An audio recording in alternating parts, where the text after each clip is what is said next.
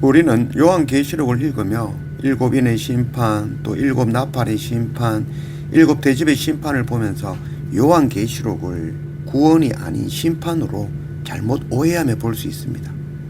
그러나 이 요한계시록은 심판의 무서운 말씀이 아니라 종말의 순간에 주시는 구원과 소망의 말씀이라 하겠습니다. 요한복음 12장 47절, 사람이 내 말을 듣고 지키지 아니할지라도 내가 그를 심판하지 아니하노라. 내가 온 것은 세상을 심판하려 함이 아니요 세상을 구원하려 함이로다. 야고보서 1장 13절, 사람이 시험을 받을 때에 내가 하나님께 시험을 받는다 하지 말지니 하나님은 악에게 시험을 받지도 아니하시고 친히 아무도 시험하지 아니하시느니라. 오직 각 사람이 시험을 받는 것은 자기 욕심에 끌려 미혹됨이니 욕심이 잉태한 즉 죄를 낳고 죄가 장성한 즉 사망을 낳느니라. 내 사랑하는 형제들아, 속지 말라. 하나님은 결코 심판하시고 저주하시며 재앙을 내리시는 분이 아니시지요. 전능하신 하나님은 하나님을 떠난 사람을 스스로 하나님 없이 살 수 있게 할 수는 없습니다. 하나님은 생명이시기 때문이죠. 심판은 하나님의 의지에 의해서 내가 심판해야지 라는 의지에서 나오는 것이 아니라 하나님이 없는 것이 심판이죠. 하나님이 없는 것이 죄이죠. 종말은 하나님의 인내 끝에서 참고 참다가 종말이 오는 것이 아니라 하나님을 떠난 피조물의 그 유한성과 그 죄로 인하여 오는 것이 바로 종말, 심판인 것입니다. 심판을 만약에 하나님의 의지적인 행위로 본다면 이는 스스로 하나님 없이도 살 수 있다는 그런 원죄적인 사고방식이 깔려 있다는 거죠. 하나님이 심판하지 않으면 우리가 계속 살 수 있다고 생각하는 거죠. 하나님이 참지 못하고 세상을 인과 나팔과 대접으로 심판하시고 세상의 끝이 온다라고 속는 것입니다. 세상을 구원하시려 오시는 하나님을 오히려 세상을 심판하고 파괴하는 하나님으로 오해하는 것입니다. 우리가 아는 노아의 홍수, 또 소돔과 고모라의 그 모습이 세상이 하나님을 떠나 죄가 가득하여 모두 죽을 수밖에 없는 그런 상황에 주님이 방주로 오셨고 주님이 천사로 오셔서 구원하신 것이죠. 하나님의 심판이 아니라 하나님의 구원이었습니다.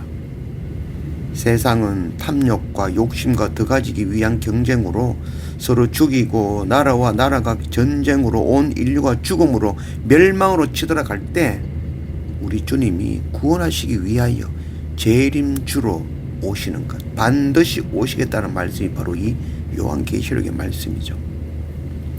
인이 떼어지고 나팔이 부러지고 대집이 부어져서 재앙이 임하는 것이 아니라 인간의 죄로 인하여 일어날 일들을 그 순서대로 인을 떼고 나팔을 불고 대접을 부어서 보여주시는 것입니다. 재앙과 심판은 하나님으로부터가 아니라 하나님을 떠난 인간의 죄로부터임을 우리가 잊지 말아야 될 것입니다.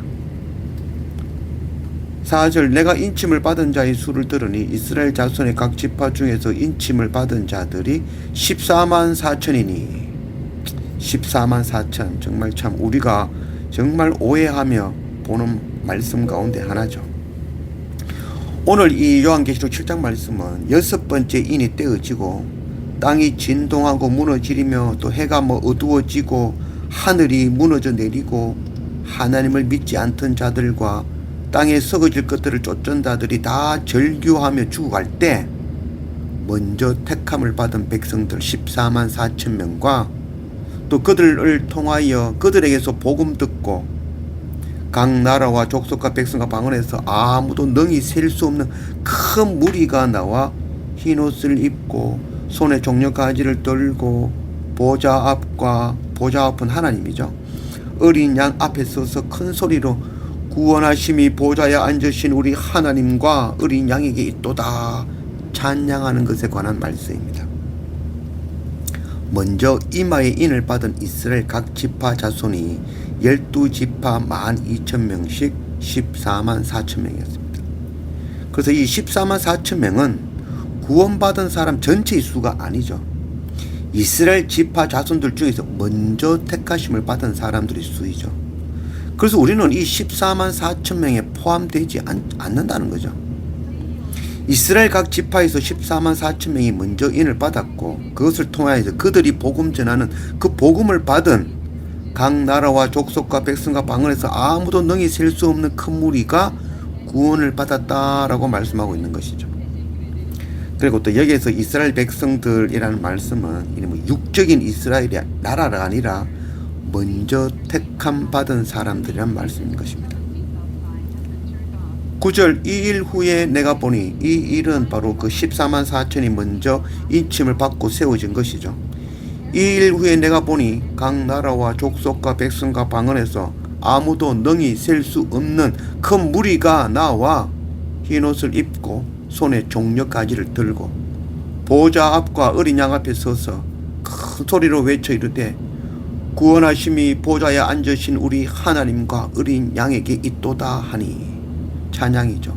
구원하심이 우리가 즐겨 부르는 찬양이죠. 바로 이 외쳐 이른다는 거죠. 구원하심이 보좌에 앉으신 우리 하나님과 어린 양에게 있도다. 각 나라와 족속과 백성과 방언에서 아무도 능히 셀 수 없는 큰 무리, 온전히 그리스도에 속한 자들, 먼저 택함 받은 그 영적 이스라엘 14만 4천 명으로부터 복음을 믿음을 전해 듣고 각 나라와 족속과 백성과 방언에서 나온 자들이 셀 수 없는 큰 무리로 흰 옷을 입었다는 것이죠. 흰 옷은 바로 예수 그리스도로 옷 입고 손에 종려가지를 들고 보좌 앞 어린 양 앞에 서서 구원하심이 보좌에 앉으신 우리 하나님과 어린 양에게 있도다 외치며 찬양을 하는 것이죠. 우리는 14만 4천 명에 속한 사람들이 아니죠. 우리는 먼저 믿는 그들로부터 복음을 듣고 믿음을 받은 셀 수 없는 큰 무리에 속해야 되는 자들입니다. 셀 수 없는 큰 무리에 속하기 위해서 두렵고 떨림으로 구원을 이루어가며 표대를 향하여 자기 십자가 지며 달려가는 자들이 되어야 되는 것입니다. 요한계시록은 바로 이 셀 수 없는 큰 무리에 속하기를 위하여 믿음 잃지 말고 복음과 함께 고난을 당하며 자기 십자가 지고 주님을 따라 피 흘려 순교하는 자가 되라고 말씀하시는 것입니다. 셀 수 없는 큰 무리에 속하는 것, 이거 결코 쉬운 일이 아니죠. 가벼운 일이 아닙니다. 요한계시록은 성경 가운데 가장 무거운 말씀이라 하겠습니다. 결코 아무나 흰옷 입은 그 셀 수 없는 그 무리에 속할 수 없는 것이죠. 요한계시록은 바로 사도 요한이 7교회, 바로 우리 한 사람 한 사람, 세상의 모든 교회와 모든 성도들, 그들에게 복음과 함께 고난을 당하며 인내하여 이 능히 셀 수 없는 큰 무리에 속하기를 간절히 구하고 있는 그런 말씀입니다. 우리가 정말 복음과 함께 고난 당하며 자기 십자가 지며 나아가서 마지막 그날 큰 무리에 속할 수 있는 그런 우리가 되어지기를 원합니다.